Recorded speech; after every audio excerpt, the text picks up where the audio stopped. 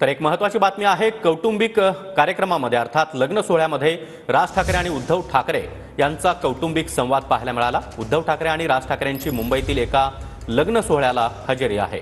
तर दादरमध्ये राज ठाकरे यांच्या बहिणीच्या मुलाचं लग्न पार पडलं।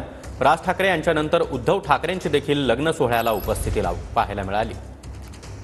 तर ही दृश्य आपण पाहतो आहोत। उद्धव ठाकरे हे सहपरिवार या लग्न सोहळ्यामध्ये सहभागी झालेले होते।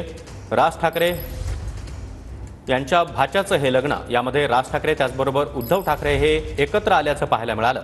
यापूर्वी उद्धव ठाकरे यांच्या मेहुणे अर्थात श्रीधर पाटणकर यांच्या मुलाच्या लग्नामध्ये राज ठाकरे आणि उद्धव ठाकरे यांची भेट अगदी थोडक्यात हुकली होती। मात्र आता राज ठाकरे यांच्या भाच्याच्या लग्नामध्ये मात्र उद्धव ठाकरे हे सहपरिवार सहभागी झालेले आहेत आणि यावेळी राज ठाकरे उद्धव ठाकरे यांच्यामध्ये कौटुंबिक संवाद देखील पाहायला मिळाला। तर लग्न सोहळ्यानिमित्त ठाकरे बंधू एकत्र आले। भाच्याच्या लग्नानिमित्त राज ठाकरे आणि उद्धव ठाकरे हे एकत्र पाहायला मिळाले। भाच्याच्या लग्नाला राज ठाकरे आणि उद्धव ठाकरे एकमेकांच्या शेजारी उभे होते। राज ठाकरे आणि उद्धव ठाकरेंचं संपूर्ण कुटुंब हे लग्न सोहळ्यामध्ये एकत्र आलं।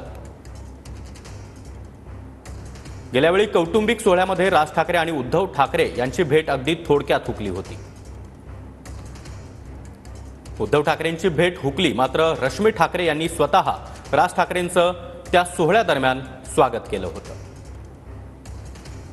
या सार्वजनिक कार्यक्रमामध्ये कोणी एकत्र झालं तर ते कसे बघताय, काय बघताय, मला वाटतं असं काही कारणच नाही। आता परवा उद्धवजी पण देवेंद्रजींना शुभेच्छा देण्यासाठी त्या ठिकाणी आले, त्यावेळेला अशी चर्चा झाली। पवार साहेब आणि दादा पण भेटले का सार्वजनिक कार्यक्रमामध्ये, त्याची चर्चा झाली।